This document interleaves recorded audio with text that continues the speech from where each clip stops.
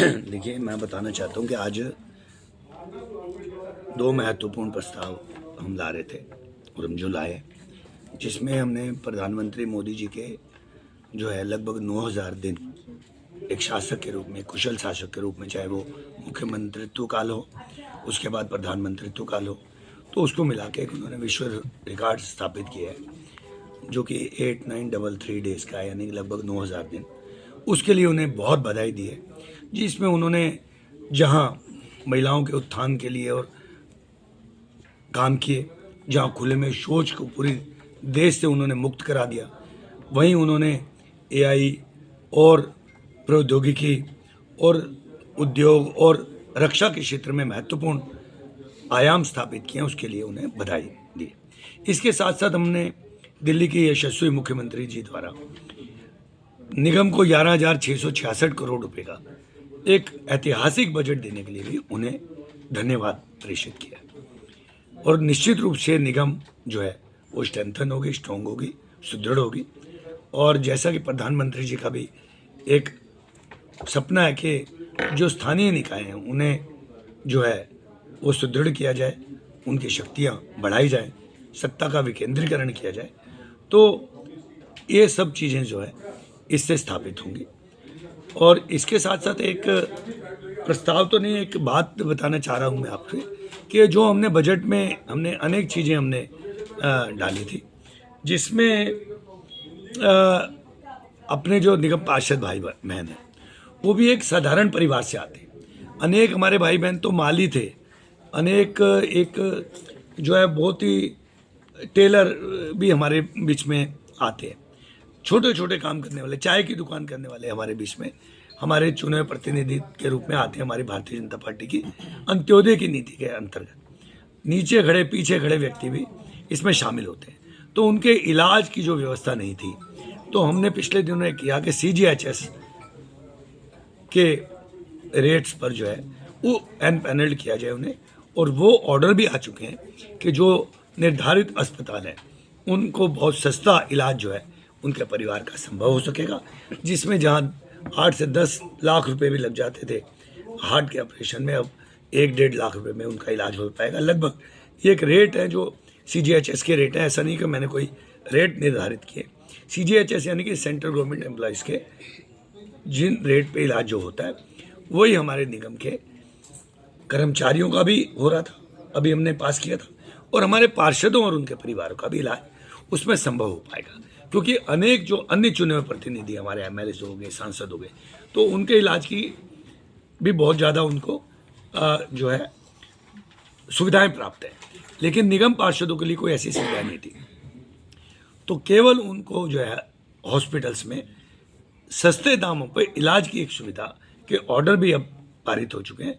इसके लिए मैं अपने विभाग का, अपने मुख्यमंत्री जी का, अपने प्रधानमंत्री जी का, अपनी पार्टी का आभार प्रकट करता हूं कि इस ओर भी उन्होंने ध्यान दिया और हमने इस चीज़ को लाने में हमारा भी एक छोटा सा योगदान है। इसके लिए मैं आज प्रसन्नता का अनुभव कर रहा हूँ। सर के कौन कौन से अस्पताल हैं जहाँ इनका इलाज होता है? वो एनपैनल्ड एक लंबी लिस्ट है, वो आपको मिल जाएगी। सर एक और बात क्या है, जब तक ये पार्षद रहेंगे तब तक मिलेगा या रिटायर होने के बाद भी ये सुविधा मिलेगा? अभी तो पार्षदों के लिए, लेकिन हम चाहते हैं कि क्योंकि अनेक पार्षद है, मैं एक खबर है, कुछ बताना नहीं चाह रहा कि कैमरे के कुछ नियम हैं और कुछ मर्यादाएं हैं, तो कई बार कई ऐसे पार्षद भी हैं जो बेचारे बहुत ही दयनीय स्थिति में भी हटने के बाद पहुंच गए, और पहले भी कोई उनकी आर्थिक स्थिति बहुत ज़्यादा नहीं अच्छी होती। तो हम चाहते तो हैं कि भाई उनको बाद में भी इलाज है, और जहां हमारे प्रधानमंत्री जी, हमारे मुख्यमंत्री जी गरीब लोगों को आयुष्मान भारत योजना के तहत फ्री इलाज कराने के लिए 10 लाख की सुविधा देते हैं, तो मुझे लगता है कि इनको भी ये सुविधा तो अवश्य प्राप्त होनी चाहिए। ये एक संवेदनशील मामला है, इलाज का हक तो हर व्यक्ति को है, तो मुझे लगता है पार्षदों को भी होना चाहिए। सर आज बैठक में हंगामा हुआ, लेकिन हंगामे में जो प्रस्ताव पारित हुए हैं थोड़ा उनके बारे में बताइए कि हंगामा की क्या वजह थी सर, ये भी बताइए। देखिए, मैं बताना चाहता हूँ, देखिए मुझे लगता है कि आम आदमी पार्टी को पता चल गया कि वो सत्ता में आने वाले कभी नहीं है, इसीलिए आज उन्होंने सिलेंडर को लेकर एक हंगामा किया। अनेक जगहों पे तो दिल्ली में PNG है, उसके अलावा ये सही है कि एक पैनिक क्रिएट कर देते हैं लोग, उसकी वजह से कहीं ना कहीं शॉर्टेज हो सकती है। प्रधानमंत्री जी ने, हमारे मुख्यमंत्री जी ने, पुलिस ने एक ताकीद की है भाई कोई भी ब्लैकमेलर है उसके खिलाफ जो है सख्त कार्रवाई की जाएगी। यह सही है कि हॉर्मुज के रास्ते जो है वो जो जल डमरू जिसे कहते हैं वहाँ से हमारी गैस आ रही है, सिलेंडर आ रहे हैं, लाखों टन वहाँ से अभी निकला है और यहाँ पहुँच भी चुके हैं। और स्वाभाविक रूप से कई लोग उसको पैनिक के कारण ज़्यादा सिलेंडर की डिमांड कर रहे हैं, कई जगह वो डिले भी कर रहे हैं कि उनको कुछ इसके लिए कुछ ब्लैक मनी प्राप्त हो जाए। तो इस वजह से कुछ देरी या कोताही हो सकता है, लेकिन सरकार पूरी नज़र रखे हुए है और इतनी दिक्कत नहीं है जितनी कि ये प्रेषित करें। आप सब चलिए, मैं चैलेंज करता हूँ, अभी सब आम आदमी पार्टी के किसी भी पार्षद के यहाँ आप चलिए, अगर वहाँ खाने में दिक्कत आ रही हो, हर जगह वहाँ पे खाना उपलब्ध होगा, बल्कि और वो पार्टियाँ कर रहे हैं। तो मुझे लगता है ये केवल दिखाने के दांत है। और अगर वो हाउस चलने देते तो हमारे ऊपर आक्षेप लगाते, हम जवाब देते। वो जवाब नहीं सुनना चाहते, आपको जवाब मिलता, आपको यहाँ अलग से ना आना पड़ता। तो मुझे लगता है कि इनकी हवा निकल चुकी है, ये ओछी राजनीति बोल रहे हैं। आपने देखा कि अपने राहुल गांधी भी, उनको राष्ट्रीय समस्याओं को उजागर करना चाहिए, वो सिलेंडर लेके पहले दिन पहुंच गए, उनकी बड़े हास्यास्पद स्थिति हुई। तो मुझे लगता है कि ये बहुत ही दुख का विषय है और ये बड़ी अजीब बात है कि उनको जिस काम के लिए यहाँ भेजा गया है वो हाउस को व्यवधान उत्पन्न करके केवल वो खबरों में बने रहना चाहते हैं। मैं भी आप लोगों से भी निवेदन करूंगा कि सच्चाई को उजागर करें, किसी पार्षद के यहाँ जाएं, आम आदमी के भी और हमारे यहाँ भी कोई दिक्कत नहीं है।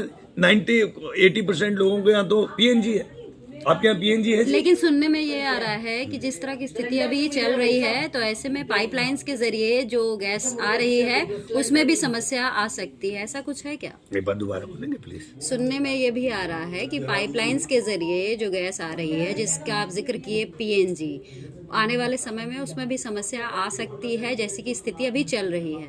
बहुत अच्छी बात कही आपने। देखिए, मैं बताना चाहता हूँ कि संभावनाएं से हम सिलेंडर लेके उपस्थित हो जाएं। दूसरी बात ये कि हमें अपने राष्ट्र में, आप देखिए इजराइल, आप देखिए अमेरिका, आप देखिए ईरान, ये मैं नहीं कहता कि कौन सा देश सही है, लेकिन सबकी जनता जहां अपने प्रशासकों के अगेंस्ट थी, आज युद्ध की स्थिति में उनके साथ खड़ी है। क्या हमें अपनी सरकार के साथ खड़ा नहीं होना चाहिए? मुझे याद है कि जब इंदिरा गांधी जी थी, लाल बहादुर शास्त्री थे, लड़ाई हुई थी, संघ के लोगों ने भी उनकी मदद की थी और उन्होंने संघ के लोगों की मदद ली थी। आज हमारी सरकार क्या कर रही है? आज विपत्ति की स्थिति में तो उन्हें सरकार के साथ खड़ा होना चाहिए। जब ये स्थिति उत्पन्न हो जाएगी तो हम सबको सरकार के साथ खड़ा होना चाहिए। क्या प्रधानमंत्री मोदी जी ने अपने घर में गैस के भंडार लगाए हैं क्या? तो ये अगर कोई स्थिति उत्पन्न होती है तो युद्ध के कारण हो रही है, किसी कोताही या किसी गलत नीति की वजह से नहीं हो रही। और युद्ध की स्थिति में हमें सबको साथ लेकर चलना चाहिए। पाकिस्तान देखिए, अनेक देश देखिए जहां सिलेंडर की कीमतें आसमान छू रही हैं, जहां रोटी नहीं मिल रही, टमाटर नहीं मिल रहे हैं, और दिल्ली में और भारत में तो इस प्रकार की कोई स्थिति नहीं। आप सब खड़े, आप बताइए अगर आपको दिक्कत है तो। मुझे लगता है कि ऐसी जो घड़ी है इसमें सबको सरकार का साथ देना चाहिए, चाहे वो दिल्ली सरकार हो, चाहे वो केंद्र सरकार हो। हमें उनका मनोबल बढ़ाना चाहिए, उनका उत्साह बढ़ाना चाहिए। तो मैं आपसे, आपके इस चैनल के माध्यम से रिक्वेस्ट करना चाहता हूँ, ओछी राजनीति से ऊपर उठ के हमें सरकार का साथ देना चाहिए और इस दुख की घड़ी में, इस विपत्ति की घड़ी में, युद्ध की स्थिति में हमें सरकार के साथ चलना चाहिए। आज हमने देखा कि आपके रूम में काफी एमटीएस कर्मचारी पहुंचे हुए थे, क्या कारण था?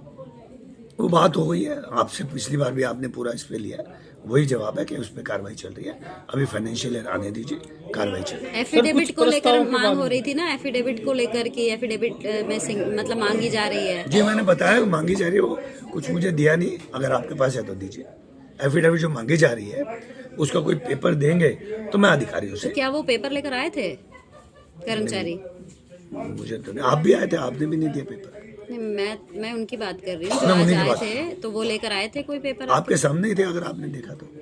मुझे कोई पेपर प्राप्त नहीं था। और आपने अपनी तरफ से क्या बात रखी? जी, मैंने उनको बताया कि इस पर कार्रवाई चल रही है, अभी फाइनेंशियल ईयर आने दीजिए, उस पर उचित और कारगर कार्रवाई चल रही है, अनुकूल कार्रवाई चल रही है। निश्चित रूप से हम अपने फैसले पर अडिग हैं और जो है उनकी इसको क्रियान्वित किया जाए। बार बार जो शिकायत कर रहे थे कि उनसे एफिडेविट मांगी जा रही है, उसको लेकर आपने अपनी तरफ से क्या मैंने निर्देश उनसे उसके लिए एक ब्लैक एंड व्हाइट में कोई जो मांगी गई है उसका पेपर मांगा, जो वो मुझे नहीं दे पाए। उन्होंने कहा कि हम आपको वो देंगे, हम प्रस्तुत करेंगे। तो मैं उस पर तुरंत उस अधिकारी के खिलाफ कार्रवाई करूंगा या उनके बुला के उनसे जवाब तलब करूंगा।